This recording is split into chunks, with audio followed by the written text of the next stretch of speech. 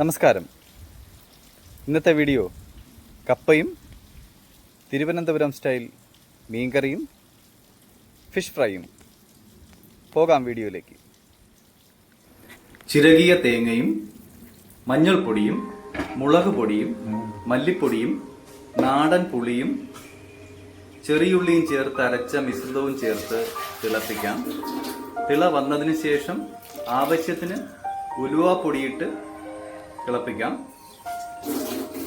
ആവശ്യത്തിന് ടൊമാറ്റോയും പച്ചമുളകും കറിവേപ്പിലയും ഉപ്പും ചേർത്ത് തിളപ്പിച്ച് വറ്റിക്കാം. കുറച്ച് പച്ച വെളിച്ചെണ്ണ ഒഴിച്ച് ഒന്ന് ചുറ്റിച്ച് മിക്സ് ചെയ്ത് അടച്ചു വയ്ക്കാം. തിരുവനന്തപുരം സ്റ്റൈൽ നാടൻ മീൻകറി റെഡി.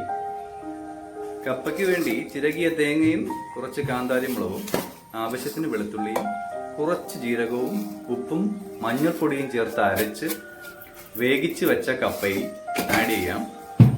2 മിനിറ്റ് ചെറു തീയിലൊന്ന് ചൂടാക്കി ഉടച്ചെടുക്കാം.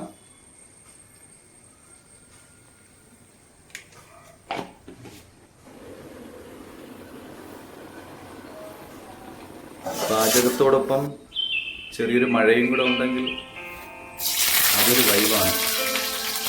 തിളച്ച വെളിച്ചെണ്ണയിൽ കറിവേപ്പില ചേർത്ത് അതിന് മുകളിലായി പുരട്ടി വച്ചേക്കുന്ന മീന് നിരത്തി വെച്ച് ചെറു തീയിലൊന്ന് ഫ്രൈ ചെയ്ത്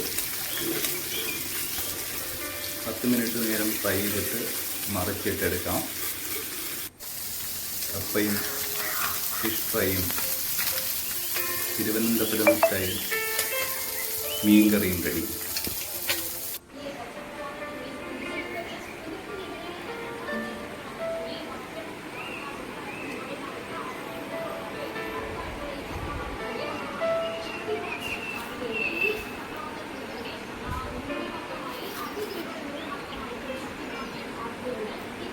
എങ്ങനെയുണ്ട്? നല്ല ടേസ്റ്റ്. Thank you.